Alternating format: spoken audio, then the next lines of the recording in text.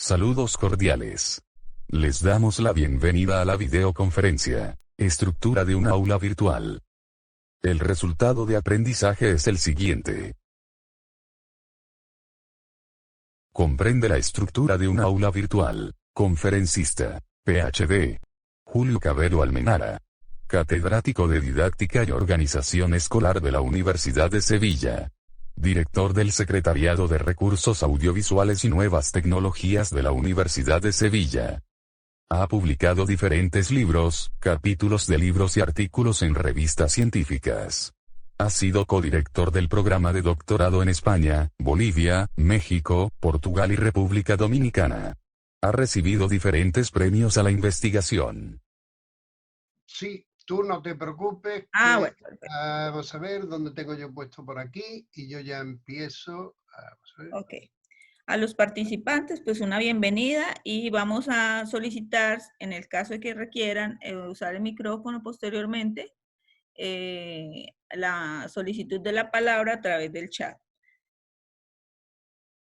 Un momentito. Los dejamos en buenas manos. Es que no veo aquí mi presentación. En el botoncito de compartir, doctor, pantalla, uno verde que Sí, está sí, en la no, ya. sí, pero que no veo yo. Ya. Ahora lo veis, ¿no? Perfecto, Sí, ¿no? perfecto. Bien. Bueno, pues en primer lugar, daros las gracias por haberme invitado a estar hoy con todos vosotros y vosotras y también pues buenas tardes, ¿no? A mí me han pedido que yo os hable de cómo montar un aula virtual y yo voy a tratar toda esa temática, pero también asociado a cómo, si nosotros vamos a hacer una acción de formación virtual en e-learning, cuáles son los aspectos que le debemos prestar atención para que esa acción sea una acción puramente de calidad. Yo voy a tratar estos temas que ustedes tienen puestos ahí en la pantalla. Voy a comenzar con una serie de ideas introductorias. Después voy a tratar pues, lo que desde mi punto de vista son las variables críticas que hace que este sistema pues, permita que los alumnos aprendan sin ningún tipo de problema. Voy a ver también pues, cómo ha ido evolucionando el e-learning hacia eso que hoy en día denominamos el e-learning 2.0 y también voy a ver, pues bueno, qué variables desde un punto de vista del e-learning, pues cómo ha ido evolucionando. Y finalizaré con los obstáculos que nosotros nos podemos encontrar. Y después quedaré a vuestra disposición para que me hagan todas las preguntas que ustedes consideren pues oportuna y en función de las necesidades que ustedes ahora mismo, pues por esta situación que ustedes están pasando y que nosotros acá también estamos pasando, pues nos puede seguir importante, ¿no? Yo quiero comenzar con un punto de referencia que es importante, ¿no? Cuando hablamos de la formación virtual, cuando hablamos del e-learning, pues en realidad todo el mundo decimos que esto tiene muchas ventajas y tiene muchas posibilidades. Puede servir para favorecer una democratización, el acceso a la información de mucha gente y demás, e incluso ustedes pueden verlo porque, bueno, pues a mí me han invitado ustedes a que yo les hable de esto. Pero también tenemos que ser críticos, ¿no? Y ser críticos es que aquí ha habido muchas veces más fracasos que éxitos, ¿no? Y claro, ustedes se pueden empezar a preguntar, bueno, no entiendo. Me han dicho que entre en una conferencia en la cual una persona nos va a hablar de que esto nos puede resolver, pero de entrada me empieza a decir que hay una serie de fracasos. ¿Y por qué se lo quiero decir? En primer lugar, porque muchas de las acciones de formación virtual que hemos llevado a cabo, que estamos llevando a cabo en estos momentos, pues nos hemos olvidado de lo que desde mi punto de vista son las variables críticas que hace que esta estrategia de formación funcione. Yo después, en mi intervención, les voy a hablar de lo que yo entiendo de esas variables críticas, ¿no? Yo creo que nos hemos centrado demasiado en la tecnología y nos hemos olvidado de verdad de lo que en un momento es verdaderamente significativo, que es la pedagogía, que es la metodología que nosotros podemos utilizar con este tipo digamos, de tecnología. Y después también hemos cometido, pues yo creo que un gran error, y es hacer lo mismo que hacíamos antes en la enseñanza tradicional, pero con tecnología. Como yo he dicho algunas veces, la incorporación de esta formación virtual muchas veces lo único que ha servido es para que una universidad pase de lo que sería ser una universidad de la fotocopiadora, como decimos en mi país. Yo agarro un documento, se lo dejo en la copistería a mis estudiantes lo agarran y después mis estudiantes lo repiten. A una universidad de la impresora. Yo le pongo un documento en PDF o en el formato que ustedes quieran, el alumno lo imprime, el alumno lo repite y yo ya creo que con eso estoy haciendo e-learning y en realidad lo único que estoy haciendo es utilizando un mecanismo diferente de distribución de la información a través de otra tecnología. Evidentemente, también otro de los errores que se han cometido es la falta de formación del profesorado. Los profesores, cada vez que utilizamos una tecnología, pasó con la tecnología más antigua, que era el libro de texto, a lo que puede ser ahora e-learning o lo que pueden ser todas las tecnologías emergentes, como puede ser la realidad aumentada o como puede ser las analíticas de aprendizaje o como será en un futuro muy cercano toda la inteligencia artificial. Tendremos que formarnos para saber qué posibilidades desde un punto de vista educativo estas tecnologías nos ofrecen. Falta también el diseño de buenos materiales de enseñanza y gran parte de mi exposición yo me voy a centrar ahí, ¿no? En cómo diseñar materiales educativos de calidad para que nuestros estudiantes aprendan, porque al final lo que tenemos que procurar es que nuestros estudiantes adquieran las competencias y adquieran los objetivos y adquieran, digamos, los conocimientos con estas tecnologías. Y muchas veces también pues tenemos un gran problema y es que en nuestras universidades hemos cambiado las tecnologías, hemos cambiado otra serie de variables, pero no hemos cambiado lo que son los modelos organizativos y eso es necesario. Yo muchas veces digo que muchas veces los profesores pues tenemos un gran problema y es que vivimos en una fuerte paranoia, ¿no? Nosotros somos del siglo XX, nuestros alumnos son del siglo XXI y nuestras estructuras organizativas universitarias pues son del siglo XIX. Ahora bien, ¿cómo ha ido evolucionando esto del e-learning, de la formación virtual? Y voy a ser rápido porque lo que me interesa después es que ustedes me hagan todas las preguntas que ustedes consideren oportunas. Ahí tienen ustedes en la pantalla lo que podría ser una evolución del e-learning parcial. Evidentemente, ahí no hay lo que podría ser pues toda la cuestión del e-learning, toda la cuestión de lo que sería el aprendizaje ubicuo, móvil y demás. No me interesa para el objetivo que yo aquí pretendo con ustedes. Pero sí me interesa que dedicar unos momentos a unos aspectos porque creo que son importantes para conseguir que este tipo de estrategia sea significativa. Al principio, cuando esto de la tecnología, pues del e-learning, la formación virtual, se incorporó a las universidades, pues todo el interés, todo el esfuerzo, todo el mundo ponía, pues decir, ojo, tenemos que centrarnos en la tecnología, porque la tecnología va a ser la panacea que nos va a resolver los problemas educativos. Y los debates se centraban en si la plataforma era de software libre, era de software propietaria, que si necesitamos un gran ancho de banda para poder hacer muchas cosas.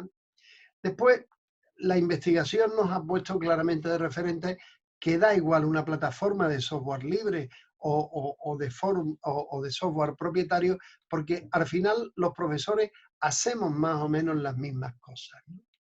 Y que muchas veces, pues el ancho de banda para las cosas que los profesores hacemos, pues tampoco es una variable absolutamente discriminativa para decir esto es una formación de calidad y esto no es una formación de calidad.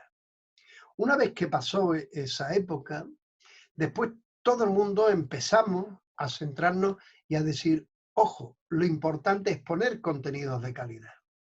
Y evidentemente lo importante es que nosotros le pongamos a nuestros estudiantes contenidos que sean de calidad, que sean relevantes y que tengan una pertinencia científica y académica.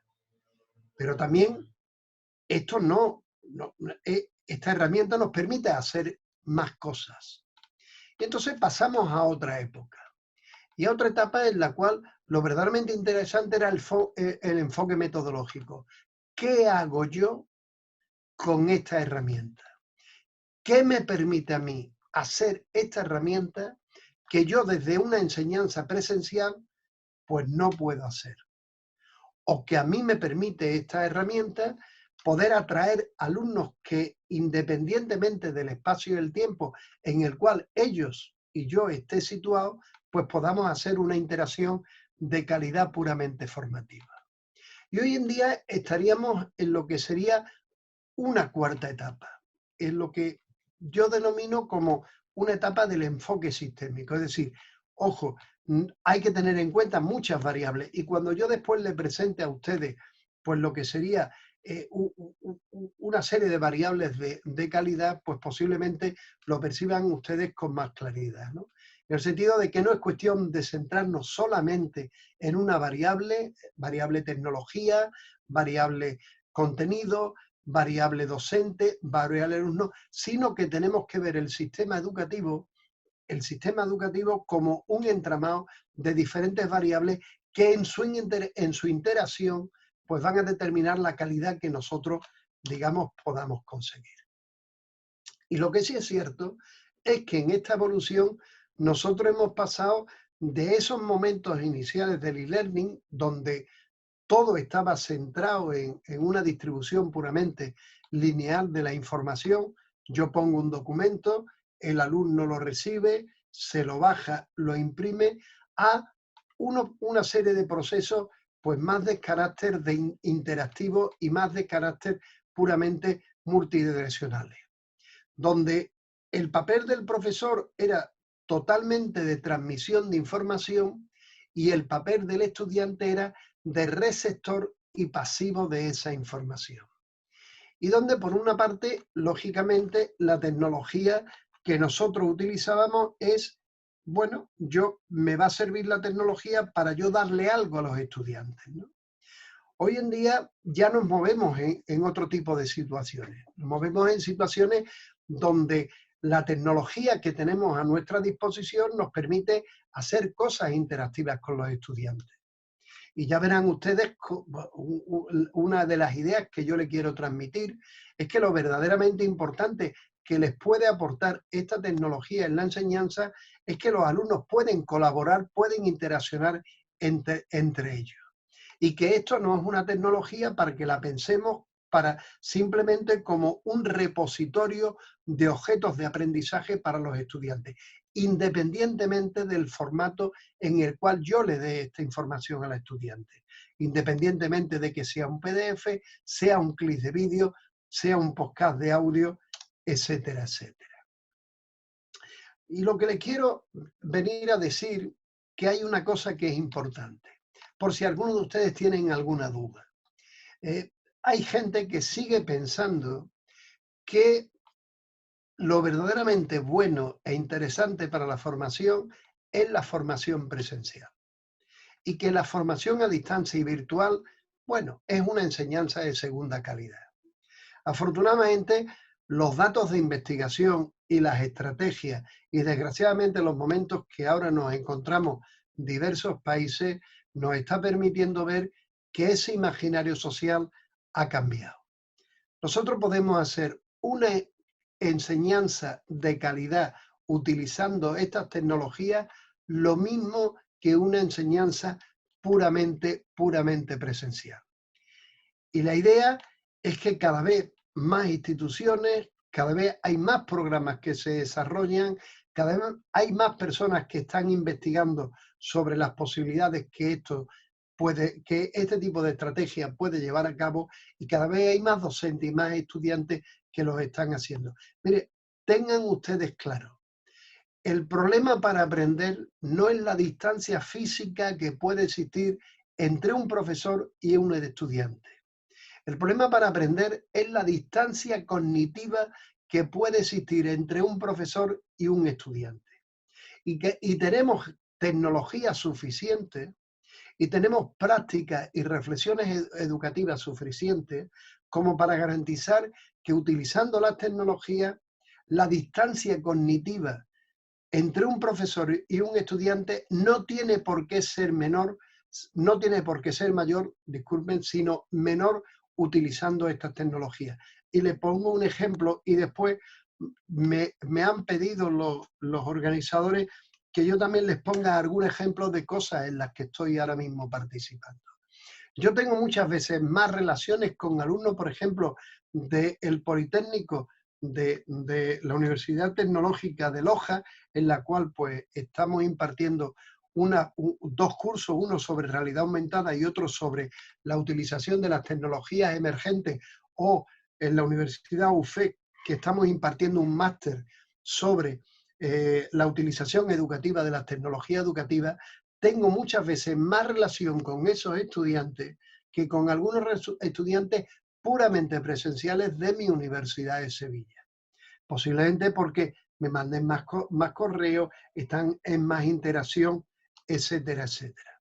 Por tanto, olvídense ustedes de que la enseñanza puramente virtual, la enseñanza a distancia soportada en tecnología, es una enseñanza de segunda calidad. Eso es simplemente un mito y hoy en día nadie en ningún momento es capaz digamos, de soportarlo y de defenderlo públicamente en un debate científico. ¿Y cuáles podrían ser las variables críticas que en su momento nos pueden decir, ojo, si yo quiero incorporar esto en mi enseñanza, ¿qué es lo que tengo que hacer?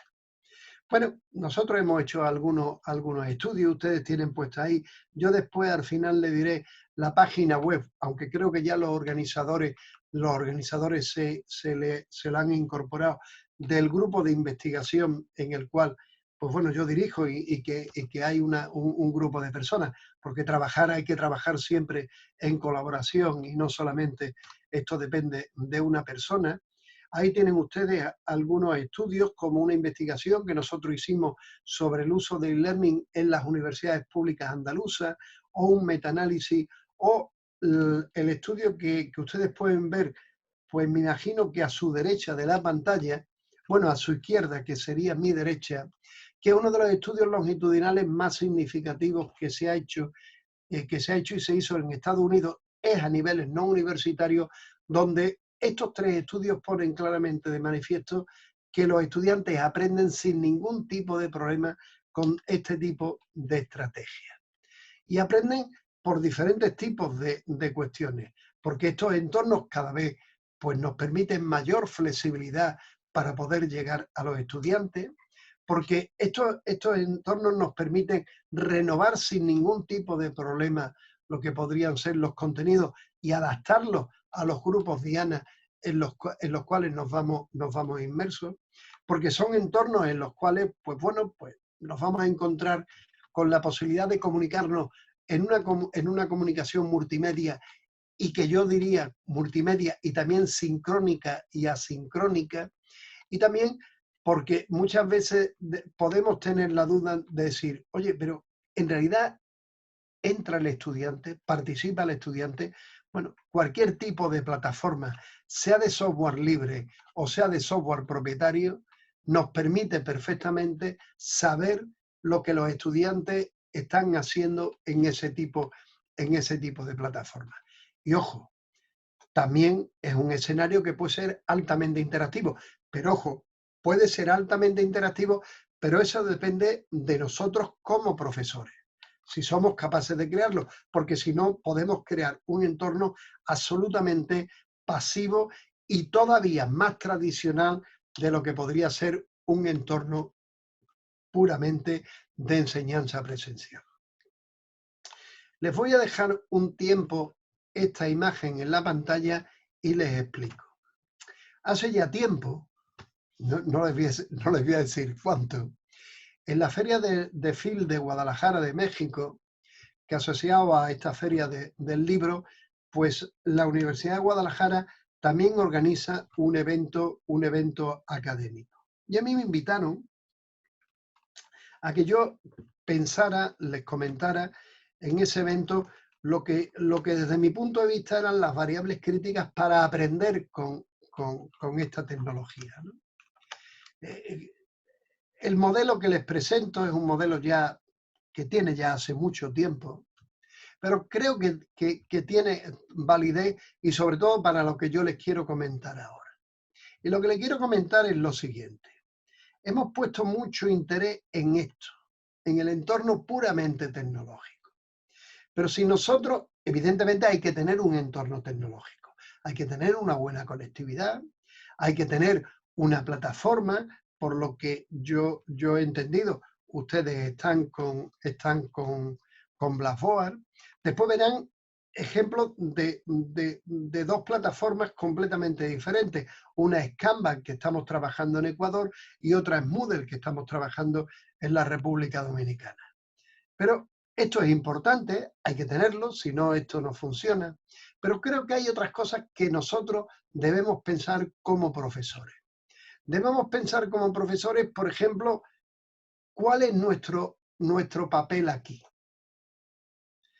¿Podemos seguir siendo, y lo hago como pregunta, ¿podemos seguir siendo un profesor transmisor de información como en las sesiones presenciales? ¿Tiene sentido que seamos profesores transmisores de información cuando nosotros hemos diseñado unos contenidos que hemos puesto en la plataforma? Tenemos que hacer otras preguntas. Por ejemplo, ¿es suficiente que nosotros como profesores, nuestra actividad acabe subiendo unos contenidos? ¿O tenemos que pensar cómo nosotros en un momento ponemos una serie de tareas e actividades para que los estudiantes trabajen sobre esos contenidos? Será un aspecto que yo después voy a abordar porque considero fundamental en la formación presencial. Pero, por ejemplo, y vámonos aquí al ámbito de contenido. Yo tengo que diseñar, estructurar los contenidos que le voy a presentar a los estudiantes en la formación virtual, lo mismo que lo que sería en una enseñanza presencial. O si ustedes quieren, tendría el mismo tipo de estructura, unos contenidos presentados en libros de texto para una formación presencial que presentados en la red. También hablaremos de ese tipo de cuestiones. O, por ejemplo, ¿debe ser el mismo criterio de evaluación? ¿No sería importante utilizar rúbricas que le den pistas al estudiante de cómo nosotros vamos a corregir esos trabajos, vamos a corregir esas actividades que ellos hacen?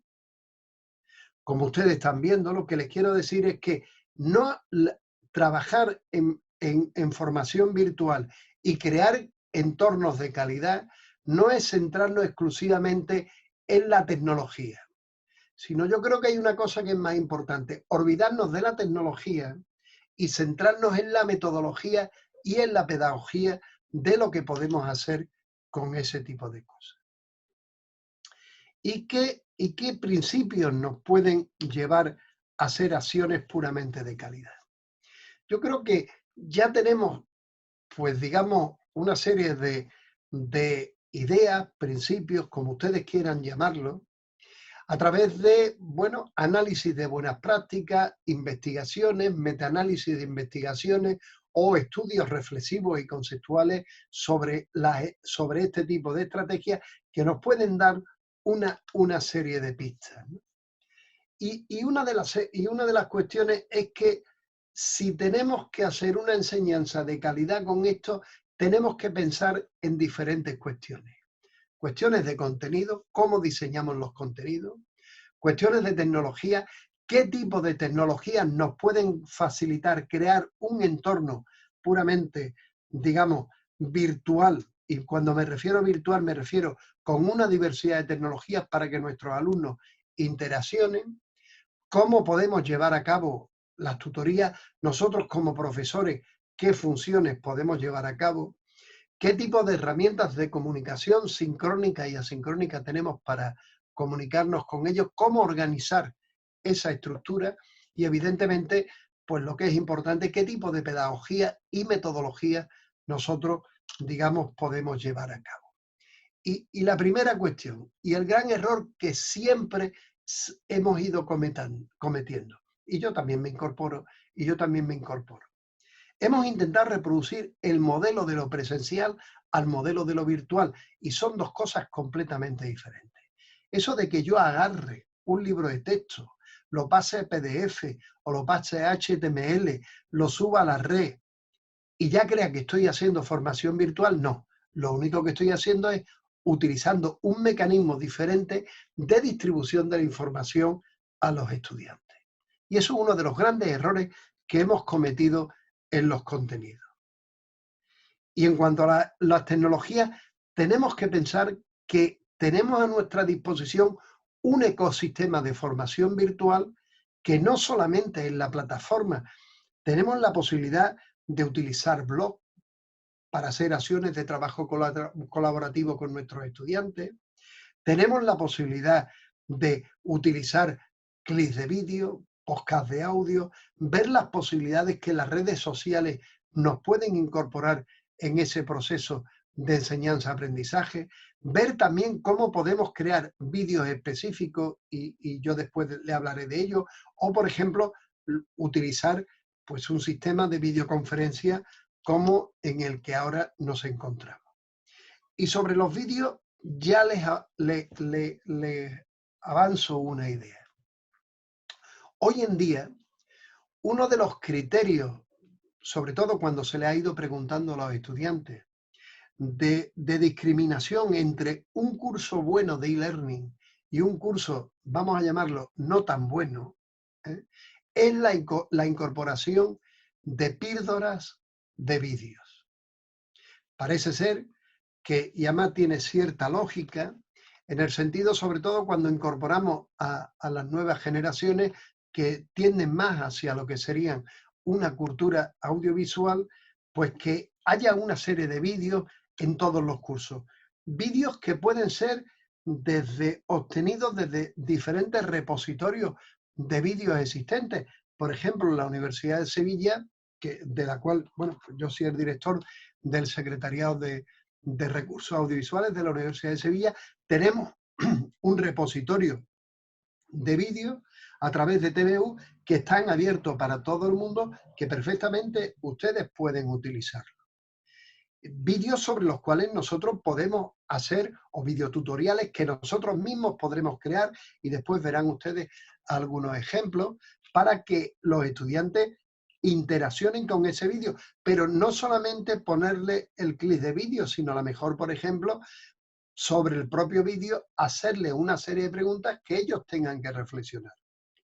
O bien, incorporada sobre el propio vídeo, hay software que lo permite, por ejemplo, el HP5, que permite que yo, mientras el estudiante está viendo el vídeo, lo ponga y le haga una pregunta para que el estudiante reflexione, o que yo al final del vídeo le haga una serie de preguntas a los estudiantes. En la clásica, por ejemplo, estrategia del 3-2+1, decirle al alumno que le conteste al docente qué 3 cosas ha aprendido de ese clip de vídeo, qué dos dudas se le mantiene y qué pregunta le haría a él al profesor que no le ha quedado claro. Pero lo que sí es una cosa importante es que esos vídeos, pues bueno, si lo hemos hecho nosotros, pues sean vídeos de corta duración. Ustedes saben que ya hoy en día un vídeo de 20-15 minutos, ningún estudiante es capaz de, digamos, absorberlo.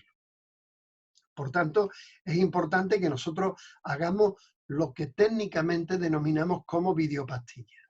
Y además también que nosotros como profesores, pues bueno, pues también tengamos, ¿cómo diría yo? Pues algún tipo de estrategia, no de artista ni de persona de teatro, pero que sí seamos capaces de poner una imagen que, bueno, pues que aquello pueda ser interesante.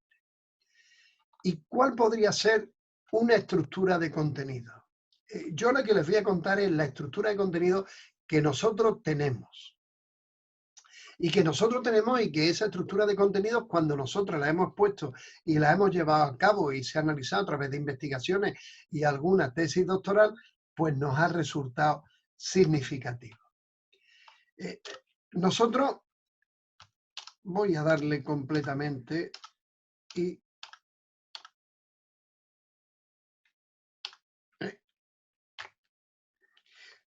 nosotros cuando diseñamos materiales en la red, decimos que esos materiales por unidad, por contenido, tengan siempre la estructura que ustedes están viendo ahí en la pantalla.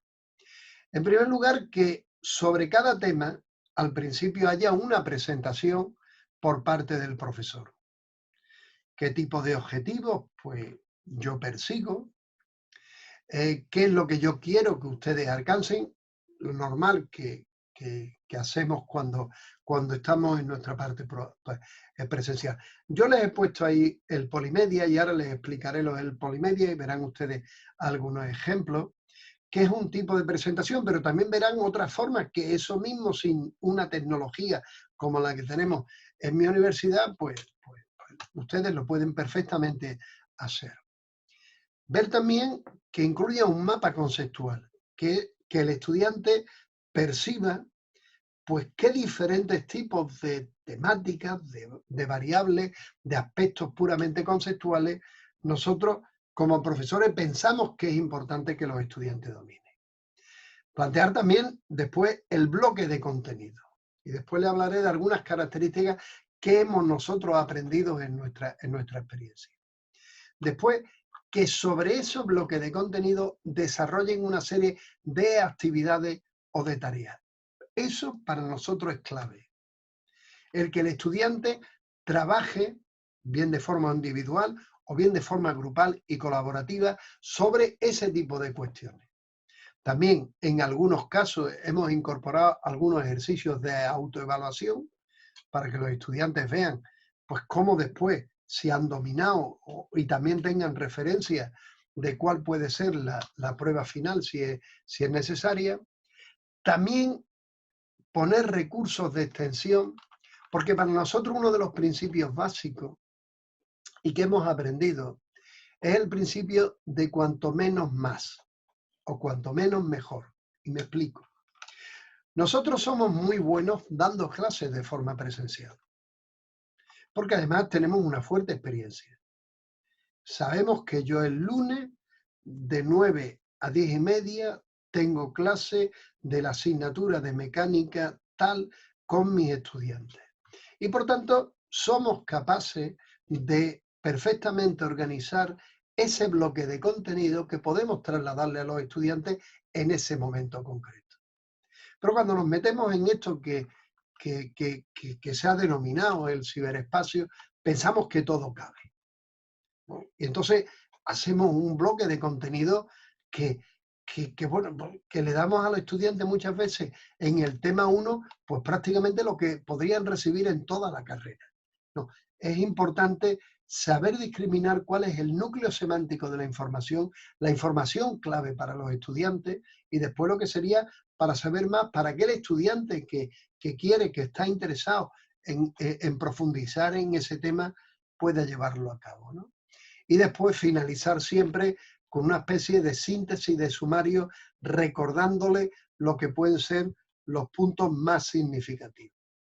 Pero siempre todo esto construyéndolo pues de una forma original, de una forma creativa, de una forma de que el estudiante cuando se enfrente a esa pantalla, porque va a ser el primer momento que va a tener contacto con esos objetivos, con esos contenidos, pues digamos, pues le resulta completamente atractivo. ¿Y qué aspectos nosotros, desde el Secretariado de Recursos Audiovisuales, le hemos recomendado a nuestros profesores? Uno, ya se lo he dicho, que piense que cuanto más información no significa más aprendizaje. El aprendizaje es una reestructuración cognitiva que hace el estudiante sobre la información que nosotros le hemos expuesto. Otra cuestión es que incorpore ejemplos. Ejemplos de lo que está contando, que está comunicando, para que los alumnos puedan, por una parte, comprender, contextualizar y transferir, si es necesario, esa información a otro tipo de contexto. Lógicamente que esa información, esos contenidos, pues tengan las mismas referencias que cuando nosotros nos referimos a lo que sería, pues bueno, pues toda la parte presencial. Contenidos actuales, contenidos que sean relevantes, que sean pertinentes desde un punto de vista científico, etcétera, etcétera. También, y lógicamente, lo mismo que hacemos desde la parte puramente presencial, que se adapten al grupo en el cual nosotros estemos trabajando. Y si es necesario, que en algún momento, pues bueno, pues que ofrezcan modelos conceptuales. Y en la medida de lo posible, y yo diría que en la gran mayoría, que incorporen organizadores previos. Y me explico. Hay un autor, bueno, había un autor que decía que nosotros podíamos aprender de dos formas diferentes. Una forma es memorística y otra forma es significativa. Y memorística es cuando yo agarro el nuevo fragmento de información y lo incorporo directamente en mi estructura cognitiva. Todos tenemos experiencias de ese tipo de aprendizaje. Sabemos que funciona porque gran parte de nosotros nos hemos formado en ese sistema, pero también sabemos que rápidamente lo olvidamos. Pero también hay otro tipo de forma, que es ese aprendizaje significativo, que significa que yo voy a relacionar la nueva información que el profesor me va a ofrecer con la información que yo tenga en mi estructura cognitiva. Y en medio va a haber un organizador previo, que es un fragmento de información que me va a decir, ojo, lo que te estoy presentando, relaciónalo con el contenido que yo ya te he presentado en la unidad anterior, ¿no? Por ejemplo, anteriormente yo les decía, en la parte de introducción, nosotros muchas veces hacemos hincapié que en esa introducción se hable de esos organizadores previos. Hay dos formas de que uno pueda diseñar los materiales que le ofrezcamos a los estudiantes. Uno es centrándonos en los contenidos. Ustedes tienen ahí una serie de aspectos, ¿eh?, que es normalmente lo que desgraciadamente muchas veces hacemos, nos centramos en los contenidos y después abrimos un foro para ver si hay algún proceso de discusión, ¿eh? Foros donde muchas veces el alumno, como no lo hemos organizado, el alumno no sabe ni lo que tiene que hacer, interviene, porque muchas veces le decimos, a un porcentaje de la calificación será el número de veces que usted entre en el foro. Bueno, el alumno entra y dice, me parece muy bien, estoy de acuerdo, pero no hay un análisis profundo sobre reflexión sobre la información, ¿no? Y entonces, bueno, centrarnos en el diseño de contenido, pues es fundamentalmente favorecer lo que sería un aprendizaje puramente individual del estudiante y, ojo, que el alumno tenga un papel pasivo en el proceso puramente formativo. Pero hay otro tipo de forma en la cual nosotros pues somos mucho más partidarios, y es centrarnos en las actividades, es decir, en que el alumno sobre esas actividades tenga que hacer cosas, ¿eh?, donde eso sugiere que el alumno tiene una implicación más en el proceso de aprendizaje, donde el alumno pues va a tener, pues va a poder tomar más decisiones para ver cómo eso se produce, y vamos a favorecer lo que sería, pues, bueno, un aprendizaje puramente autónomo y un aprendizaje también colaborativo por parte del docente. Y eso es lo que nos ha llevado a nosotros, desde nuestra experiencia, es que tenemos que cambiar de diseñar los entornos virtuales, de lo que sería centrarnos mucho en los contenidos a centrarnos en las actividades. ¿Qué tiene que hacer el estudiante para aprender? No qué tiene que recibir, sino qué tiene que hacer. Hacer de forma individual o nosotros como docentes hacer que lo hagan de una forma puramente colaborativa. Y para nosotros esas actividades es el elemento clave que puede unir pues lo que serían esas dos varitas mágicas entre lo que es el proceso de enseñanza y lo que sería el proceso de aprendizaje. ¿Y qué actividades puedo hacer yo? Todas. En la red podemos hacer todas. La única limitación es nuestra creatividad y, permítanme, nuestra gana también de implicarnos en el propio proceso de formación. Podemos implicar y llevar a cabo estudios de caso en los estudiantes, donde nosotros le damos una serie, le damos los contenidos, pero también le damos después una serie de recursos adicionales y le presentamos un proyecto para que lo resuelvan.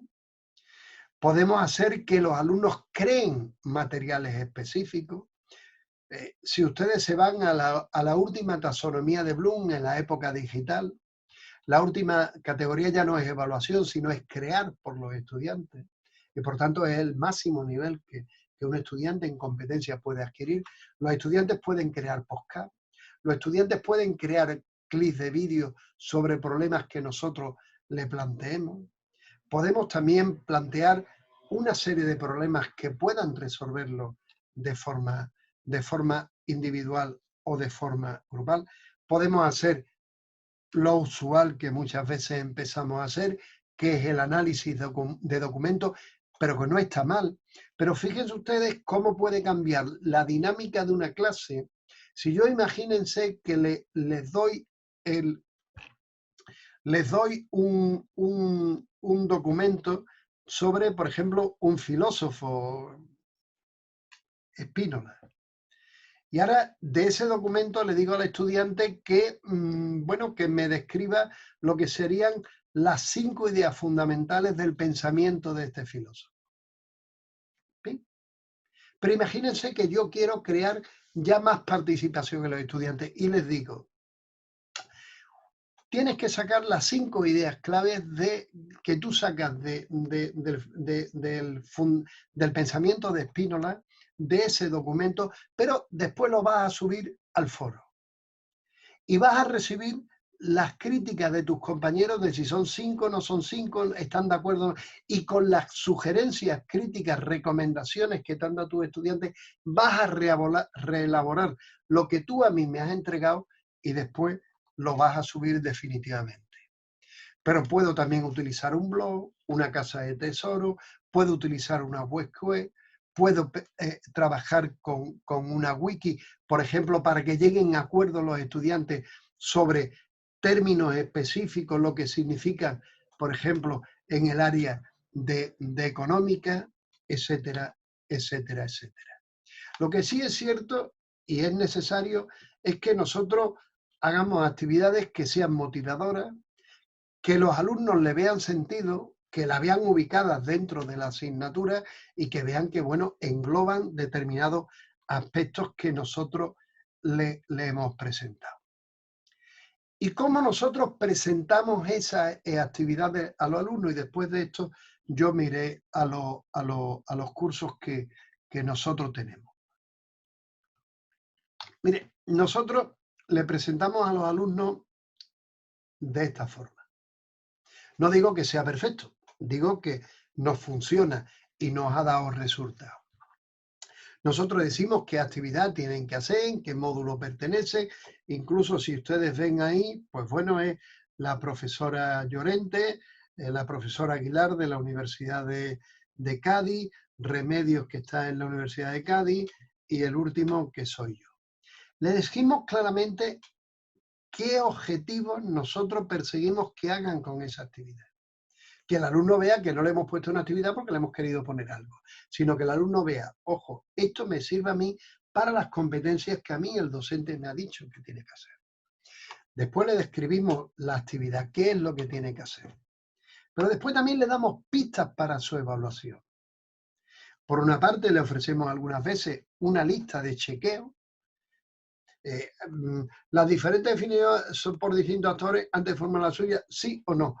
Comparado, sí o no. Pero también le ofrecemos una rúbrica para que el estudiante sepa ya cuál es nuestro interés, no solo en la calificación, sino fundamentalmente en la orientación del proceso ante el cual tienen en su momento que, digamos, que ir. Voy a parar esto y para que ustedes vean algunas cosas que... Bien. Este, por ejemplo, es un máster que nosotros llevamos ahora en la República Dominicana. A ver si me acuerdo de las claves, porque esto...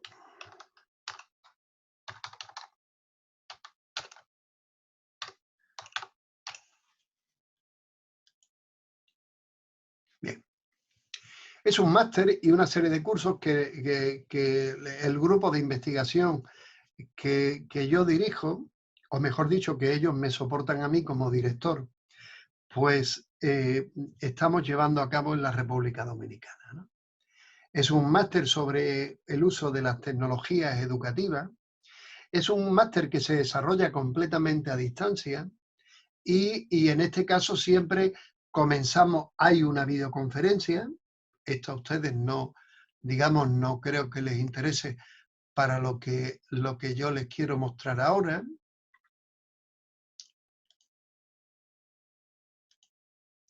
Vamos a ver.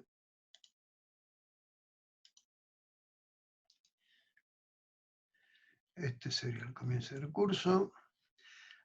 Aquí pueden ver ustedes lo que yo les he dicho en la presentación.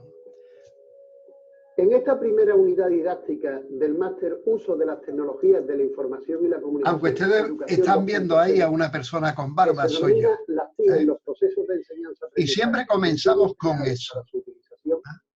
Lo que vamos a procurar es que tomes contacto con estos elementos curriculares. Bueno, le presentamos los objetivos, le presentamos una introducción al tema, cómo se le va a evaluar, etcétera, etcétera. Entonces, eso es lo que yo les comentaba a ustedes de la introducción. Eso es importante hacerlo, para que el alumno no se enfrente directamente pues, con esa información, ¡pum!, como el libro de texto. Yo abro y empiezo ya directamente. Sé que ustedes, algunos pueden estar pensando y me pueden decir, sí, claro, pero esos son unos estudios de televisión que usted tiene en la Universidad de Sevilla, correcto.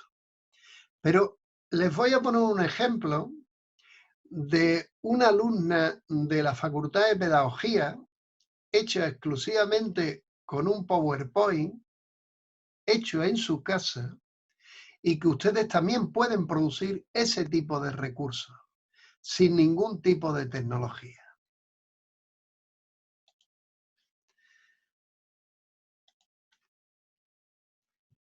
Buenas a todos. En el siguiente tutorial voy a mostrarles una herramienta muy útil y sencilla que nos ofrece PowerPoint. Esta nos permitirá grabarnos junto con el contenido que deseemos hacer llegar a nuestros alumnos. Para ello, número 1, automáticamente se nos abrirá una pantalla. Ustedes tienen la opción de como en este caso, ella se ha grabado con la imagen de la webcam, o no grabarse con la webcam, sino simplemente ¿Dónde comenzaremos? Sino simplemente pues hacer que aquello vaya funcionando y sea un instrumento. Pero este tipo de recursos audiovisuales son verdaderamente interesantes para los estudiantes, en el sentido de que no es solamente utilizar, y después veremos, utilizar simplemente formato texto. Yo subo un documento, lo traslado a lo que sería, pues bueno, un foro para que me pregunten, sino es importante incorporar este tipo de documentos. Les he querido poner al principio, pues esto, que ustedes me pueden decir, y con razón sí, pero esto es una especie de estudio de televisión, pero ahora me voy a ir a lo que sería un sistema lo más simple y más rústico. Pero bueno, vamos a continuar. Aquí pueden ver ustedes lo que yo les he estado diciendo de un mapa conceptual, donde el estudiante puede ir viendo los diferentes formatos que nosotros que nosotros queremos tener y tomar contacto en ese tipo de unidad. De manera que el alumno, una vez que ha visto la presentación, automáticamente entra en un mapa conceptual y dice, a mí lo que me quiere decir el profesor que yo domine al final serán más o menos este tipo de esto. Claro, en función de la tecnología, en este caso la tecnología que nosotros tenemos es la de la propia universidad de ese contexto, en este caso de la Universidad OFE, pues hay tecnologías que permitirán que uno navegue por el propio mapa el mapa de puramente conceptual, o en el caso del Moodle, si ustedes se fijan, cada vez que un estudiante, o que yo en este caso, antes de preparar esto, he ido entrando, me va marcando por dónde yo ya me he ido incorporando. En otros programas más complicados, pues permitirá que esto vaya cambiando de color. Pero bueno, esos son variables puramente tecnológicas. Pero lo que sí es cierto es que si yo me voy aquí, pues entonces automáticamente pues puede salir un texto que les vuelvo a decir. Lo importante es que siempre se vayan incorporando otro tipo de elementos. Este es otro ejemplo. No, este no es ningún ejemplo, es este. Este es otro ejemplo de un curso o de dos cursos que nosotros estamos incorporando y desarrollando en la Universidad Tecnológica, de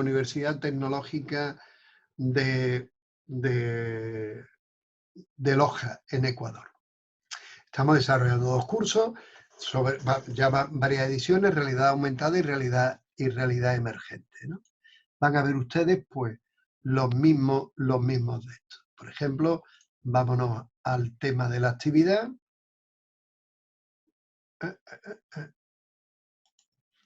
Vamos a ver.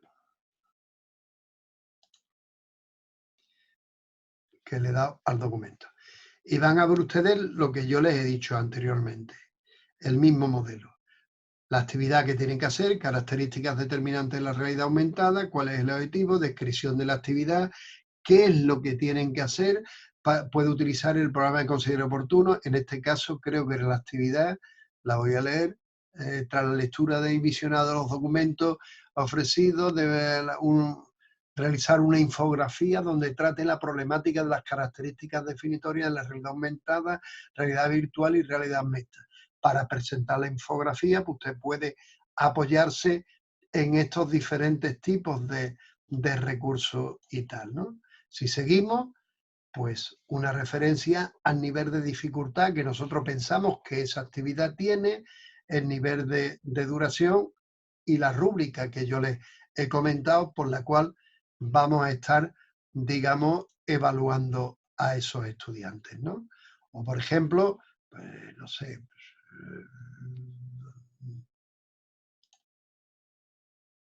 cosas que nosotros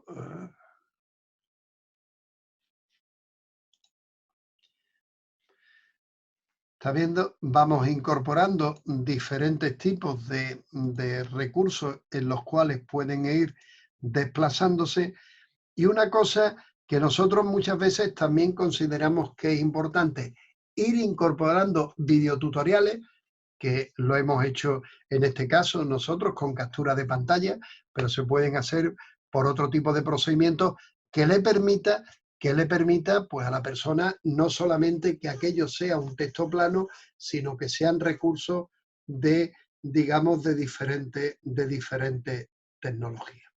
Y ya por ir, digamos, para no pasarme tiempo y que ustedes puedan hacer las preguntas que consideren oportuno, lo que sería en ese cambio hacia el e-learning 2.0. Bueno, nosotros creemos que hay que empezar a cambiar de esos diferentes primeros momentos de e-learning 2.0 y eso lo que sugiere es que pensamos que muchas veces estamos haciendo lo mismo que hemos hecho en esas aulas presenciales, todos los alumnos bien sentados, escuchándonos a nosotros, lo estamos haciendo en las aulas puramente virtuales, ¿no? Y creemos que es importante pasar de lo que sería de un modelo centrado en el profesor a un modelo centrado en el estudiante. Y por tanto, crear escenarios de aprendizaje para nuestros estudiantes que permitan que pasen de ser receptores a ser puramente desarrolladores de ese proceso puramente formativo. Y creemos también que es importante crear escenarios en los cuales los estudiantes, pues bueno, participen y no sean solamente yo me bajo un documento, empiezo a trabajar, etcétera, etcétera. Y por supuesto también cambiar los criterios de evaluación.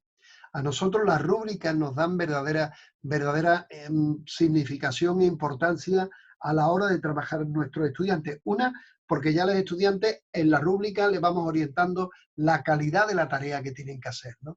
Y otra, porque después, bueno, lo que sería el proceso de evaluación queda absolutamente más claro. Pero en todo esto que les estoy diciendo, la clave es que sean entornos puramente interactivos. El olvidarnos de subo, baja, no. La plataforma nos permite crear un entorno específico de interacción para nuestros estudiantes.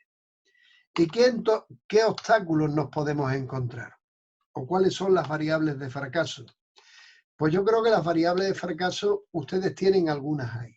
Una es que el papel que nosotros como profesores vamos a desempeñar y evidentemente los alumnos, ¿no? Es decir, un profesor, la creencia que un profesor tenga sobre este sistema va a determinar la eficacia del mismo, ¿no? Otra es la falta de tecnología e infraestructura. Vamos a no discutirlo, lo asumimos. Si yo no tengo tecnología, y esto incluso muchas veces pues puede acrecentar la brecha digital. En mi país ahora, con la situación de cierre de lo que sería la enseñanza presencial, en algunos sitios la gente no tiene o conectividad o no tiene recursos tecnológicos para poder hacerlo tanto. Pero eso. Evidentemente también la falta de apoyo y de apoyo institucional o el excesivo número de estudiantes, ¿no? Yo hoy he evaluado un máster de una universidad española, no les voy a decir el nombre ni la temática, en la cual el director del curso decía que el número mínimo de alumnos era 50, un curso a distancia, y el máximo 200. No, mire usted, si usted tiene 200, usted tiene que tener el número suficiente de tutores previsto para que eso se desarrolle. Si no, esto no funciona. O sea, pensar que en un aula yo puedo meter un número de sillas, pero en el ciberespacio yo puedo meter... No, esto tiene que tener una serie de cosas. Y hay una serie de cosas que son importantes. Ojo, esto implica un esfuerzo cognitivo para el docente, sobre todo porque tenemos que cambiar nuestra concepción que tenemos en la presencialidad hacia otro nivel, ¿no? Implica también que tenemos que tener unas mínimas de competencias digitales, ¿no? Pero como les he dicho, ojo, el material que ustedes han visto ha sido hecho por una estudiante, ¿eh? Y por tanto, pues no digamos que si una estudiante, que además, bueno, es una excelente estudiante y tiene recursos, competencias digitales para hacerlo, pero bueno, tampoco a nosotros, metiendo más o menos esfuerzo, podemos hacer. Y diseñar los materiales de forma diferente. Diseñar los materiales no en texto plano, sino con recursos, con pastillas de vídeo, con videotutoriales, con una serie de actividades que hagan los profesores para esto. Y ya unas reflexiones finales para que ustedes ahora me hagan las preguntas que consideren importantes. Y son tres. Primero, no consideren ustedes que esto es una formación de segundo nivel. Aquí se puede realizar acciones formativas de tanta calidad como puede ser en la formación presencial. Otra es que los problemas que hoy nos encontramos no son problemas tecnológicos. Tenemos tal grado de tecnología y tal grado de facilidad de uso que hasta, como diría mi amigo Manolo Serrano, yo soy capaz muchas veces de movilizarla, ¿no? El problema es que nosotros pensemos qué queremos hacer con esa tecnología, cómo en un momento podemos hacerla, para quién, y reflexionar por qué queremos hacer eso con esa tecnología. Pero lo que sí es verdaderamente importante y tenemos que plantearnos como docentes es que hagamos lo que hagamos, lo que tenemos que pretender es hacer una enseñanza de calidad. Y les vuelvo a decir lo que les dije antes. Lo importante no es la distancia física, sino lo importante es la distancia puramente cognitiva. Muchas gracias por su atención. Aquí tienen ustedes la página web que yo creo que ya se han pasado del grupo de investigación. Ahí tienen ustedes mi correo electrónico y ahora queda a su disposición para que me hagan todas las preguntas que consideren oportunas.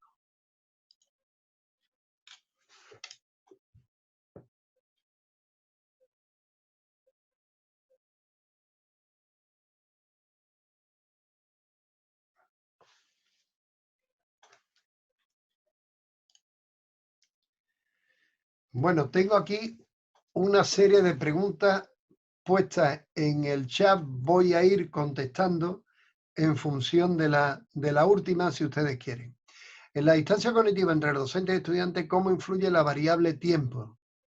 Bueno, yo creo que la variable tiempo es lo mismo que nosotros tenemos que saber organizarnos, lo que sería la variable tiempo, de una forma puramente presencial, también tenemos que saber organizárnosla. Y esa es una de las competencias que nosotros debemos adquirir, porque claro, como nos movemos en eso del ciberespacio, pues bueno, pues pensamos que esto pues puede entrar cualquiera, ¿no? Mantener la atención en cuanto al control de estas presentes en la clase virtual. Buenas tardes. Para mantener. Bueno, voy a ir desde el principio rápido para que las primeras personas no se queden sin que. Son de saludo. Buenas tardes, buenas tardes.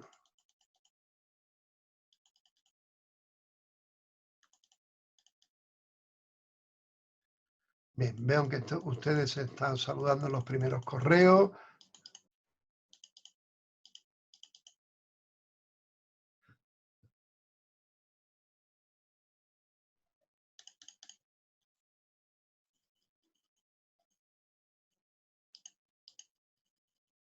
Me veía al final, que es donde ya están ustedes preguntando.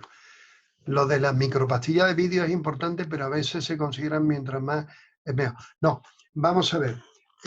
Marco, yo creo que lo verdaderamente importante es que un docente fragmente la información en micropastillas de vídeo. Y te voy a contar la experiencia nuestra. Un alumno, cuando tú le pones una información, bueno, nuestra y de investigaciones que hay, cuando tú le pones una información que dura más de 5 minutos, el estudiante no la sigue. Y hay ya estudios de cómo el grado de alumnos que se van yendo o que no acaban el vídeo, porque eso afortunadamente todo lo que son las analíticas de aprendizaje ya nos empiezan a dar esos datos y demás. Yo creo que sí es necesario fragmentarlo y es mucho más importante. Hugo me pregunta, vamos a ver, voy a abrir la pantalla y me va a resultar. ¿Cuánto es adecuado para una clase virtual por docente? Bueno, yo creo que el módulo puede estar entre 30 y 40, pero muchas veces puede todo depender del número de las características de las características que puede tener la asignatura, ¿no? De la lectura en las clases virtuales, absolutamente es importantísima. Me explico. Es una pregunta que hace Jorge Guadalupe.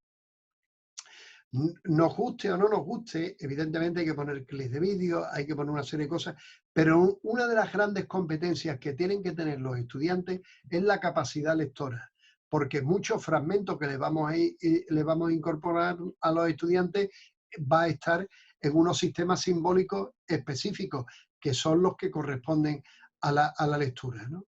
De ahí que yo, por ejemplo, muchas veces he dicho que esa idea de lo que pueden ser nativos y emigrantes digitales, pues sinceramente me parece que bueno, la acuñó Prekin y demás, pero que yo no creo que en la actualidad eso sea defendible, porque ni ellos son tan absolutamente competentes en el manejo de las tecnologías, ni nosotros tampoco, ¿no?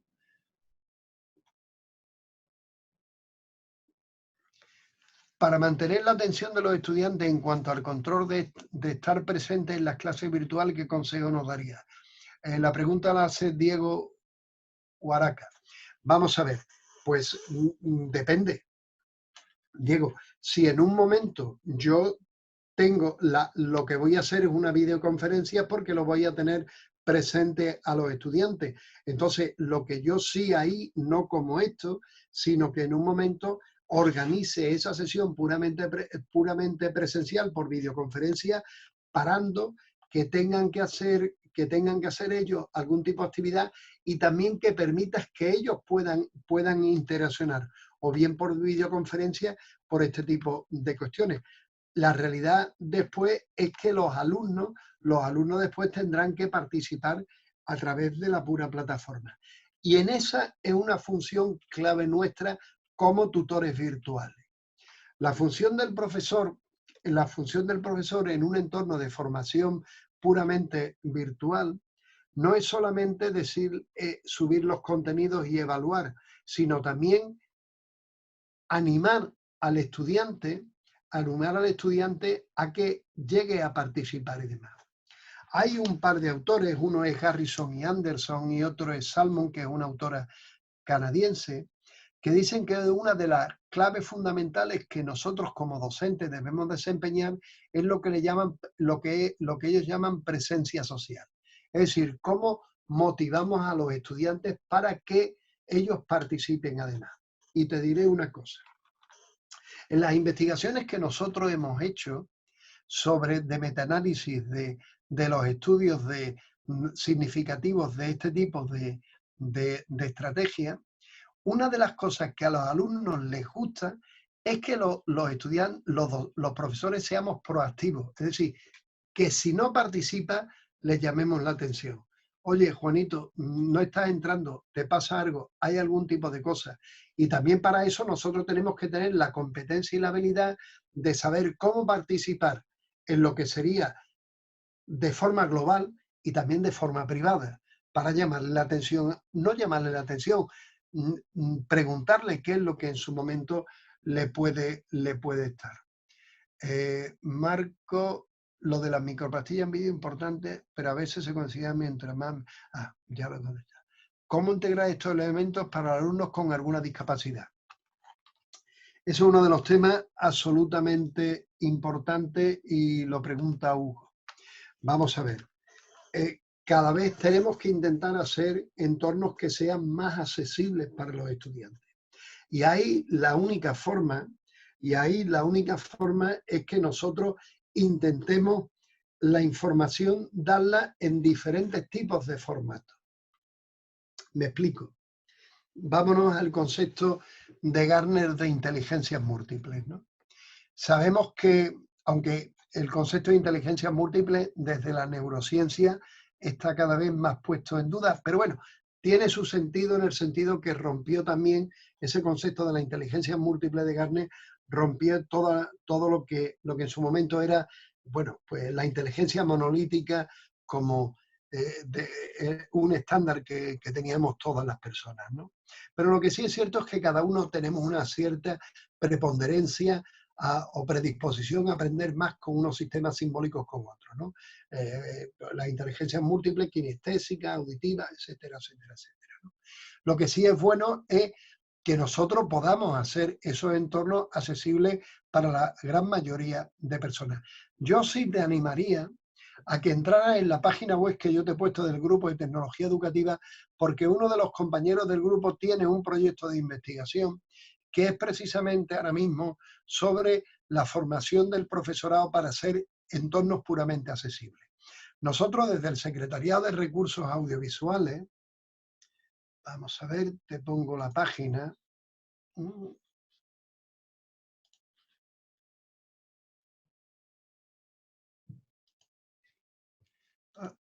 ¿Dónde tengo yo? Aquí.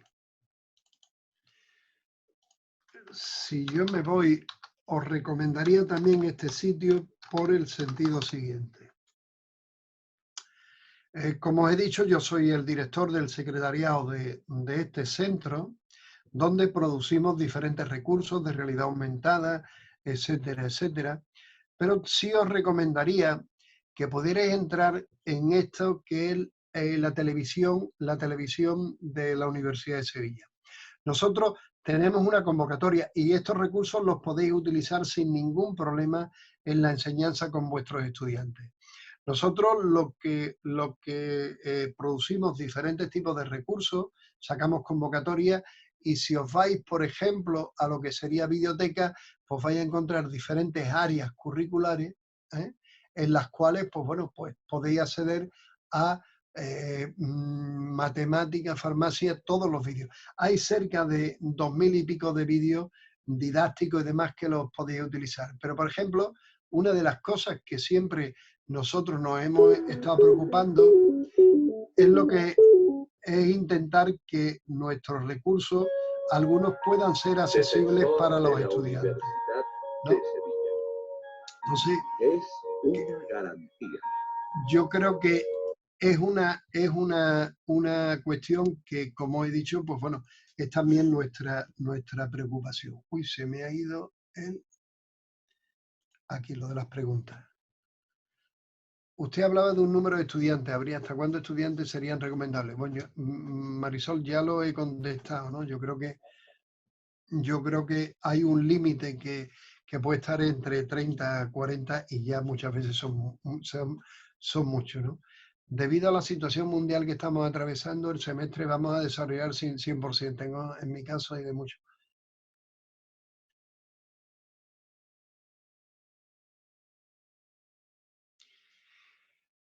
Yo creo que ahora mismo, ¿qué tipo de actividades es, Paul, a costa debido a la situación mundial que estamos atravesando? Bueno, vosotros tenéis compañeros clase de hasta 3 horas consecutivas. Mi pregunta es qué tipos de actividades se puede realizar para generar la interacción, participación y colaboración durante 3 horas consecutivas en un solo día. Es imposible.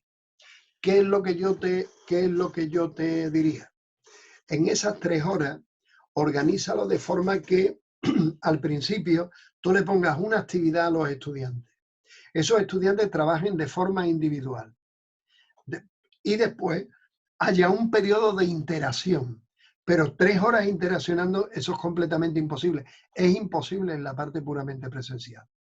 La cuestión es también que nosotros como docentes seamos capaces de, digamos, combinar la presencialidad entre ellos, el trabajo individual o el trabajo colaborativo entre ellos y demás. Porque es posible. Por ejemplo, imagínate que yo a través de una webquest le planteo que tienen que resolver un problema. Entro en clase mediante una videoconferencia. Le planteo lo de la webquest. Yo a través de la plataforma, todas las plataformas las pueden hacer, creo que vosotros estáis en Blackboard, puedo organizar los grupos. Hago que cada grupo trabaje durante 1 hora y media, de forma grupal sobre la resolución de la webquest. Evidentemente yo como docente puedo acceder a ver lo que están haciendo. Y después la última media hora vuelvo a través a un sistema de videoconferencia donde los alumnos pueden presentar los resultados. Es decir, ojo, no significa que la presencialidad es que yo esté 3 horas presenciales con los alumnos. Yo tengo que adquirir como docente, y eso es lo bueno que me permite, la plataforma, yo puedo tener una diversidad de recursos y demás. Lo que sí es importante es que nosotros cambiemos la idea de que trabajar en esto es simple y llanamente subo un documento, que los alumnos trabajen en el foro y demás. Tengo también que tener una alta competencia y la competencia es la creatividad de cómo yo creo nuevos escenarios formativos. Raquel, vamos. Sí. Raquel me pregunta si para la educación inclusiva, pues sí, evidentemente tengo que plantear materiales completamente diferentes. Entre otras cosas porque las características que tienen los sujetos son completamente diferentes. ¿Cuáles son las principales habilidades que debemos tener los docentes para la clase a distancia? Bueno, pues yo creo que las principales competencias que debemos tener los docentes, la primera es la creatividad. En el sentido de que vamos a tener que cambiar muchas veces nuestra mentalidad de clase puramente presencial.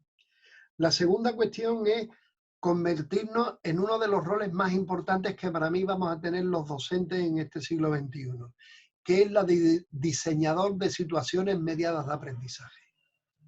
Hemos desarrollado una clave muy importante, que era la de transmisor de información. Y eso era lógico en una escuela postindustrial.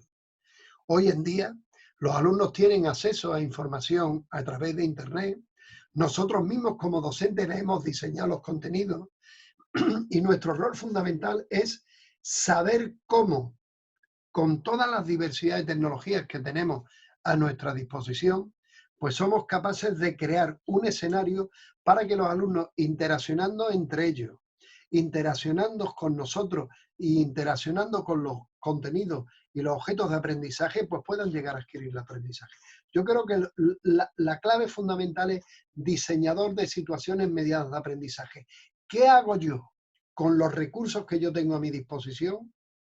Clics de vídeo, esto, tal, herramientas de comunicación sincrónica, asincrónica, para crearle un escenario de formación para que los estudiantes, pues digamos, pues lleguen a aprender, ¿no? Del profesor, autor y tutor en un aula virtual. Ejemplo, profesor, autor, pone la tarea a los estudiantes. Bueno, vamos a ver, Gloria. Sí, vamos a ver, Gloria. Hay muchos cursos, y yo en algunos he participado así, donde el docente tiene diferentes funciones. Hay lo que puede ser el docente director, lo que puede ser el docente, pues por decirlo de alguna forma, tutor, y otro es proveedor de contenido. Yo en algunos cursos que me han pedido participar he dicho que exclusivamente me comprometí a ser proveedor de contenido. He diseñado los contenidos, los he puesto y después los han tutorizado pues otro tipo de personas. ¿Por qué? Pues porque yo no tenía tiempo, porque querían que yo los diseñara y porque no me podía comprometer. Dentro de esta modalidad hay muchas formas de organizarnos, y una, Gloria, como tú dices, pues esa, tú dices profesor tutor, bueno, yo lo llamo proveedor de contenido, pero creo que nos estamos refiriendo a lo mismo, ¿no? Vladimir pregunta, para convertirnos en este estilo necesitamos una capacitación permanente. Pues sí, lleva razón. Lleva razón. Lleva razón, Vladimir. Yo creo que ese es uno de los grandes problemas que nosotros tenemos actualmente los docentes, ¿no? Y más todavía los que nos dedicamos al campo este de las tecnologías, porque cuando ya creemos que dominamos una tecnología, y no me refiero desde un punto de vista tecnológico, sino desde un punto de vista instrumental, cuando ya creemos viene otra y estamos casi constantemente. Evidentemente, el reto de la formación del profesorado es clave. El reto de las competencias digitales del profesorado es clave. Pero fíjate, Vladimir, yo creo que lo verdaderamente importante no es el dominio tecnológico de la tecnología, sino el dominio pedagógico y metodológico, es decir, qué estrategias yo puedo aplicar con la tecnología. Si nosotros nos vamos a modelos de formación del profesorado, como es uno de los modelos que ahora se sigue, que es el modelo ETPAC, que indica que el docente para incorporar las tecnologías no solamente tiene que tener un conocimiento tecnológico, sino también pedagógico y de contenido, yo creo que eso es lo verdaderamente. Y lo que es necesario es que evidentemente, pues en las escuelas de formación del profesorado ya ese tipo de cosas se vayan llevando a cabo, ¿no? Que la gente se vaya formando y se vaya y siendo consciente que, por ejemplo, y las preguntas que yo veo que ustedes me están haciendo son verdaderamente interesantes, que seamos conscientes que incorporar las tecnologías no es que yo aprenda el manual de instrucciones de cómo darle un botón, sino yo como docente, yo cómo le puedo sacar el máximo partido a mis estudiantes, ¿no?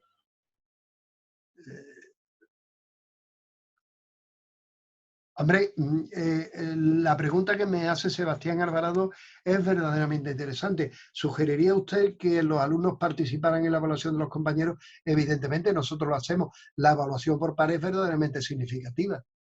El que tú, por ejemplo, y además ahí tiene una cuestión muy importante, son las rúbricas. Si tú a un estudiante le has dado la rúbrica por la cual tú le vas a evaluar el trabajo y por tanto el estudiante tiene que aplicar la misma rúbrica, tú estás haciendo una doble evaluación. Una evaluación de lo que sería en su momento, la evaluación del propio profesor, perdón, la evaluación de los conocimientos que tiene el alumno, pero también está haciendo la evaluación de cómo el alumno es capaz de discriminar eso y transferirlo a la evaluación de otro tipo de materiales y demás. Gloria.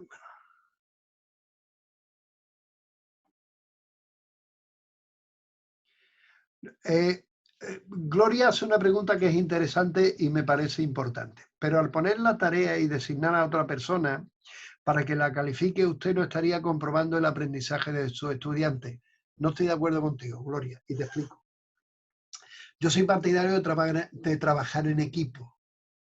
Yo creo que los profesores universitarios tenemos un gran problema. Tenemos pasión por el conocimiento, pero no queremos conocer a nadie. Tenemos nuestro PowerPoint, es nuestro tesoro, el Señor de los Anillos, y esto no lo comparto. No, yo estoy acostumbrado a trabajar en equipo y trabajo en equipo. La gente con la que yo trabajo sabe perfectamente lo que estamos diseñando todos. Yo sé perfectamente lo que ellos están diseñando, ellos lo que yo estoy diseñando. Y esa es una cosa que tenemos que empezar a aprender también los profesores universitarios. Le pedimos a nuestros alumnos que trabajen colaborativamente, pero nosotros no somos capaces de hacer eso, no. El profesor que trabaja solo muere solo. Yo creo que hay que empezar a trabajar en equipo y a construir. Y esto en la formación virtual es mucho más importante. Y te explico. Mira, por ejemplo, nosotros damos clases de tecnología educativa y los contenidos los diseñamos entre todos. Ventaja. Yo después cuando, por ejemplo, doy el tema no sé, de Rosalía o de Karen o de Julio, pues yo después le pongo mi impronta. Lo mismo que ellos cuando dan el tema mío le pondrán su impronta. Pero evidentemente la base de contenido ya está. Y eso nos ahorra tiempo y nos ahorra esfuerzo, ¿no? Bueno, yo no sé si ya hay alguna pregunta más. Excelente reflexión. Bueno, pues muchas gracias por lo que me comenta. Doctor. Bueno, dime. Hay otro botoncito que es QIA o preguntas y respuestas, ahí mismo en la parte inferior central. Sí, yo enseñanza la carrera técnica a través de virtual demanda un apoyo tecnológico. Bueno, yo vi contestar. Hombre, un aula con más de 100 estudiantes, ¿cómo podría ser más dinámica? Es que es complicado. O sea, es lo que yo creo que un aula con 100 estudiantes, pues lo único que podría es dentro de ese aula generar una actividad que en un momento ellos trabajaran con grupos, que les dieras tiempo suficiente para que ellos después pudieran generar por grupos, pero tendría que ser ese tipo de cosas.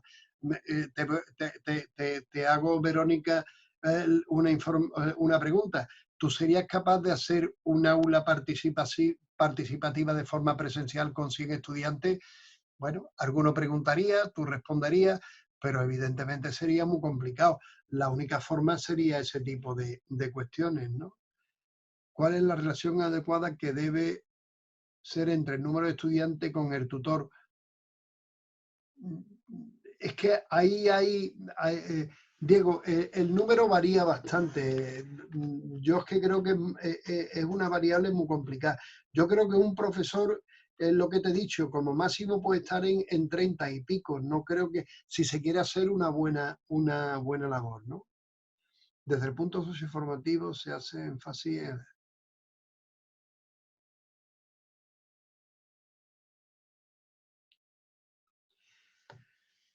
en el desarrollo social sostenible. Hombre, vamos a ver, evidentemente la cuestión es, ahí estamos hablando también de temas puramente de inclusividad y no de discriminación de las personas, ¿no? Entonces yo creo que eso es verdaderamente clave, ¿no? Bueno, no sé si hay alguna pregunta más. No, doctor, muchas gracias, doctor. Ya. Bueno, no, ha sido un placer la invitación y bueno, pues espero que las reflexiones y lo que yo le he comentado, pues bueno, pues que les hayan sido de interés y bueno, pues estoy a su disposición para lo que consideren oportuno. Sí, muchas gracias, doctor. Hemos aplicado una pequeña encuesta y han quedado muy satisfechos. Le agradecemos mucho, doctor. Nada, yo os